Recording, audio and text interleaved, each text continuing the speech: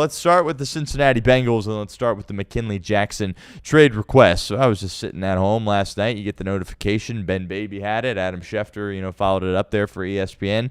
Another trade request for the Cincinnati Bengals. Of course, Logan Wilson just requested one last week, and now you have McKinley Jackson doing the same. McKinley Jackson played his collegiate ball at Texas A&M. He was a third-round pick for you a couple of years ago.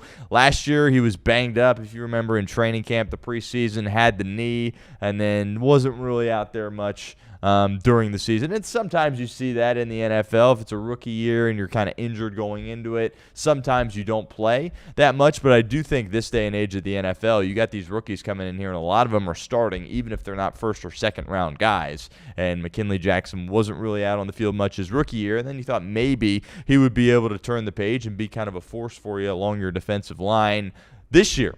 Well, not the case whatsoever. I believe he's played like 5 snaps, was active for 1 game, and he's not hurt. These are healthy scratches for McKinley Jackson. And obviously, us and myself included, we're not closely around the team, so we don't know exactly what's going on. But I think it's fair to assume that, well, if he's not out there and he's not even dressing for these games, he must not be good, and he must not be showing the coaching staff anything at these practices for the Cincinnati Bengals. And there's kind of 2 sides of this coin where you're like, okay, he's no good. The coaches won't let him dress. They won't let him play. Release him. Trade him if you can. I don't think you can trade him for anything because he hasn't done anything. But release him, right? Get rid of him. Move on. Swing and a miss by Duke Tobin and company. And there's the other side that's like, dude, the defensive line, it's just about as bad as it could be. At least see if the kid can do anything, right? I mean, you picked him in the 3rd round. You allocated a top-of-the-line resource to him, and you're not even giving him an opportunity to go out there and compete on the football field. But what's going on at practice, it must not be good.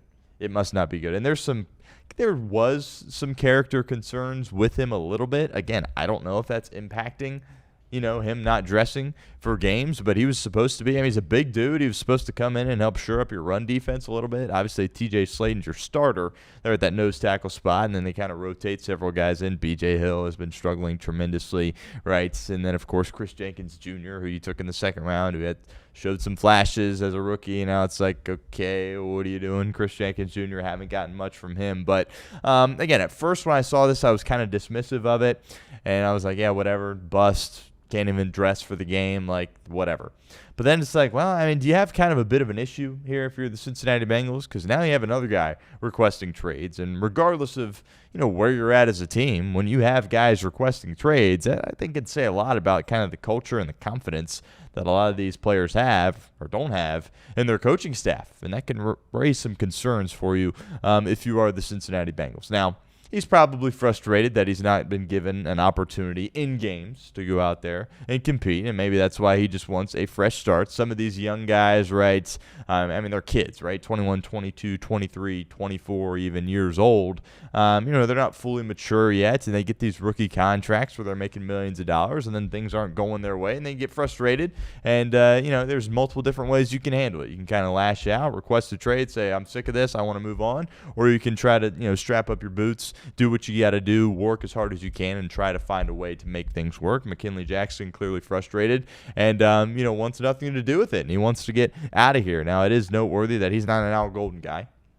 He's a Lou Anarumo guy, so maybe that plays into this there as well. And Al Golden maybe doesn't like what he sees, doesn't trust in what he can do, and he's like, you know what? No, we're not going to roll him out there on the football field at this point in time. And it's interesting. Right, when you have these kinds of things going on, you got guys requesting trades. All right, the Bengals are not eliminated from the postseason right now, right? And if the culture is as good and great as Zach Taylor loves saying that it is, this shouldn't really be an issue. Now, this isn't as big of a concern for me as Logan Wilson requesting a trade, a guy that started for you for several took you to take you to a Super Bowl.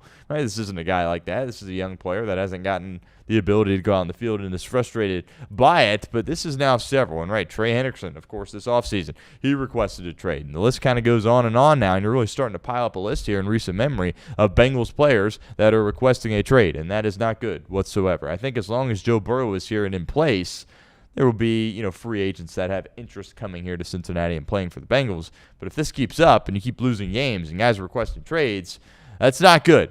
That's not good. And we'll talk about the Dolphins in a little bit. I think Mike McDaniel as an offensive play caller is great, but he is losing the locker room. And if Zach Taylor starts to lose the locker room, that's not really something you can get back. Then you just kind of got to turn the page and move on here at this point. I'm not going to sit here and say he's lost it yet, because I don't think he has, but this is another trade request, and this obviously is not a good sign for the Cincinnati Bengals. But my takeaway right now is that clearly he's a bust. That's kind of, we'll see if more information will come out and be on display. But I don't think, as a fan and someone that isn't at practice every day, I don't think it is appropriate for any of us to sit there and criticize the coaching staff for not playing it, right? You can criticize the coaching staff all you want for what they've done this year and in previous years. That's totally fine. But as far as not letting him go out there and play, clearly he must not be doing his job at practice. Clearly he must not be hanging in there in the meeting room. There has got to be issue after issue after issue, and that leads me to believe that you took him in the third round, and that is yet another Duke Tobin bust, and this quite possibly the biggest bust of them all, right? And you also took Jermaine Burton in that same round. Same kind of deal with him. More so character problems for Jermaine Burton, but all accounts were this offseason he was doing his job. He was showing up to meetings. T. Higgins, Jamar Chase kind of took him under his wing. Well, now he's inactive for all these games there as well, and he's healthy as far as we know additionally. And, look, in the third round, man, you can't miss that badly in the third round, right? Because when's the last time the Bengals took somebody late that is really good? Chase Brown, 5th round. Beyond that, I mean, shoot, we liked Yoshi for a while. That doesn't appear like it's working out, right? As a 6th-round guy, you cannot miss in the third round. You look at the Chiefs, you look at the Seahawks, right? You look at the Rams. These teams that know what they're doing from a drafting perspective, they hit picks out of the park in the third round, and you can't even get a backup in the third round. Like, let's be very clear. Like, McKinley Jackson, Jermaine Burton, they're not even backups for you at this point. They can't even dress when they're healthy, and that is a massive, massive issue, and just another indictment on Duke Tobin, right? We were picking on Duke Tobin throughout the course of this week, as were most people that, sit here and talk about this team, and how can you not? And now you got this guy, McKinley Jackson, who you took in the third round, is requesting a trade. Not a good situation for Cincinnati. Also, James Rapien earlier said that the Bengals are, and sources have confirmed this, he said, and he confirmed it as well, that the Bengals are open to trading Logan Wilson, which is a bit of a surprise to me. I do think you can get a draft pick in return for Logan Wilson. Obviously, it's going to be a day 3 pick and probably 6th-round pick at the best for Logan Wilson. I think it would behoove the Bengals to try to trade him if they have intentions on doing it, right? If they're open to the idea of doing it, they should do it, right? Because if you cut him after this year, it's going to cost you $6 million, I believe, in dead cap money.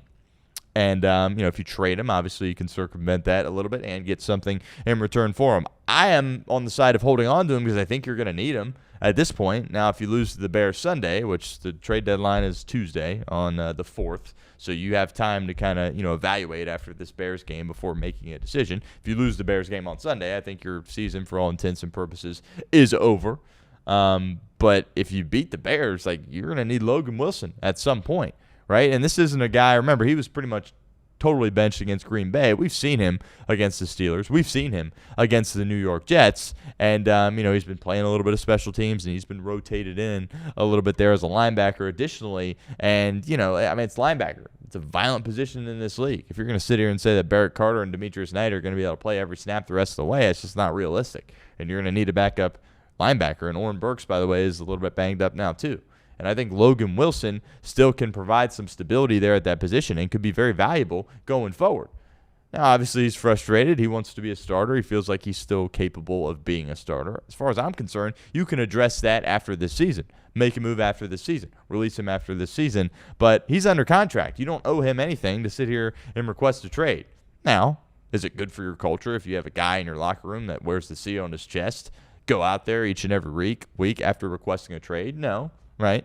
Obviously, that's not good. If you don't want to be here, shouldn't be here, right? But at the same time, you are under contract, and I still think he can bring some value to this team. So, again, ESPN a couple of weeks ago said there was a better chance than not that Cincinnati moved off him. Now we have James Rapien confirming that the Bengals are fine moving him, trying to find a partner, and we'll see if anything materializes. They would love to get a pick back. They lost one, obviously, for Flacco. Not going to get a 5th rounder for Logan Wilson. Just not going to happen. But 6th or 7th rounder, Maybe. We'll see. But I don't think that outweighs the value that he can still bring this team this year for the Cincinnati Bengals. But we'll see. Lots of decisions. Had the video yesterday that went out, our first segment yesterday, kind of speculating how the Bengals would handle the deadline. Kind of feels like they're going to stand pat. I know it's a real bold take by me coming out and saying that. It's typically what they always do. But just after losing to the Jets, it's hard to sit there and say, oh, let's go be really aggressive, even if you beat the Bears. If you beat the Jets and the Bears, you go 3-0 in your last 3 games going into the bye, then I'm like, yo, go get a safety. Go get a defensive lineman. Let's be aggressive here, because then it looks like Joe Burrow is really going to come back with a chance. You lose the game to the Jets, and now you find yourself right back in must-win territory with not any room to make a mistake here against the Chicago Bears. Reed talked about some keys to victory on off the bench. I think most of the the basic ones that you could say each and every week still apply. It's different when Joe Burrow's not playing quarterback, and if you have a backup quarterback, because regardless of how good Joe Flacco's been, if you're playing with a backup, like all the you have to have a run game. You can't be penalized. You can't turn the ball over. All those basic things need to apply here. And something we also mentioned is that I am for the first time, I'm not going to say confident in the Bengals run game, but I am intrigued by the Bengals run game, because they did some good things against Pittsburgh. They did some good things against the New York Jets. That opened up a lot of stuff for them there offensively, and I'm expecting them to still be able to run the ball pretty well here against the Chicago Bears. The Chicago Bears defense they're not world beaters by any stretch of the imagination. If Joe Flacco looks like himself, this Bengals team is going to score points in this game. Right? And Jamar Chase, he came out at the soundbite in his press conference yesterday, said he couldn't even tell a difference in Joe Flacco. Now, that's probably, intentional from Jamar saying that. Do I believe him 100%? I don't know about that, right? But he's not going to come out there and be like, yeah, it was pretty rough, for Flacco out there. He was kind of short-arming some stuff, didn't have any zip on his passes. We're probably cooked for this game against Chicago. Obviously, he's not going to say that. He's going to express confidence in his quarterback, because he understands how valuable it is, or how important it is for Joe Flacco to be out there and not Jake Browning. So we'll see. Intriguing. Flacco limited in practice yesterday. We're obviously live here on a Friday. Limited in practice on Thursday. And I guess at this point you expect him to play, right? If he had a DNP on Thursday, then you're kind of holding your breath here. But he was out there, getting encouraging remarks there from Jamar Chase as well. And we'll see what he can look like out there, and if he can look like himself whatsoever. But even a Flacco at 50% is better than a Jake Browning. Sounds harsh, but just the reality of the situation. So they're going to have to run the football well. You're going to have some semblance of a run game. I think they will do that. And then somebody needs to step up on the back end of your defense, right? You've got it against Pittsburgh and against Green Bay to some degree with, of course, DJ Turner, his performance. DJ Turner was great in the Green Bay game, but, in the Jets game, they all stunk, and you're going against no good receivers. Now, all these Bears guys are banged up. We'll see if any of these guys are inactive. DJ Moore, he's banged up. Odunze, he's banged up there as well. And really all their pass catchers and their tight ends, they're all hurt. We'll see if some guys are inactive and others are active. But you need DJ Turner to be really special in this game. You need somebody to step up and win on one-on-one coverage. That just has to happen considering what you have or what you don't have along your defensive line, because your defensive line is garbage. And I don't think there's any reason, if Trey goes, fine. There's reason to be optimistic that it will be a little bit better, but this isn't something that's just going to materialize overnight. It's the same personnel, right? You're not going to be able to get a pass rush on the quarterback. Now, against Caleb Williams, it will be interesting because, this is a guy that relies on the backyard style of football. He's quick to bail out of the pocket, and he hasn't been that great from the structure of the offense. The Bears on their opening drive, opening script, have been really effective, but after that, things get really, really shaky for Chicago. And I'm not convinced Caleb Williams can sit there and beat you in the pocket. Now, he's going to have all day to throw against the Cincinnati Bengals defense. That's not great because he already has such a great ability to extend. But if you can somehow get him under duress a little bit and make him make quick decisions and try to throw from within the pocket, I think you're going to win this game. Truly, I do. But there's just no reason to really be optimistic whatsoever that you're going to be able to get any type of pass rush on Caleb Williams. It's not something that's going to materialize overnight. And obviously, this team needs to show up. They need to be ready to go. You want to see some hunger. You want to see some fight. Again, we'll talk about Miami here in a moment, but like what you saw from them last night, it's like you can't see, similar things from Cincinnati in this game. They have to still have strong belief. They have to go out there and compete because when you lose that, when you lose effort, you lose attention to detail, you got guys yelling at each other on the sideline, you come out of the half flat, that's when things can get really dicey for you as a head coach. Things are already borderline dicey right now for Zach Taylor. He can't afford to let that happen there as well. He always says how much of a belief he has in his culture, in his locker room. And I believe him to some degree. I really do. But that has to continue here in this game. Even if you find yourself, if you're in a situation, boom, Chicago goes down there, scores right away, you go 3 and out offensively, you're back on defense and you're already down 7 points, how are you going to respond? Is somebody going to rise to the occasion and make a play, or are they just going to fall apart at the seams similar to what the Dolphins did last night? So I would love to see T. Higgins get more involved. Craig Sandlin had a very interesting stat when we talked to him a couple of days ago that his separation, I forget what the number was off the top of my head, but it wasn't good. It was like less than 2 yards. And I was at the game sitting there. It's like, T's one-on-one. He's one-on-one again. He's one-on-one again. And he only threw it to him one time, or he threw it to him twice, and he had the one catch.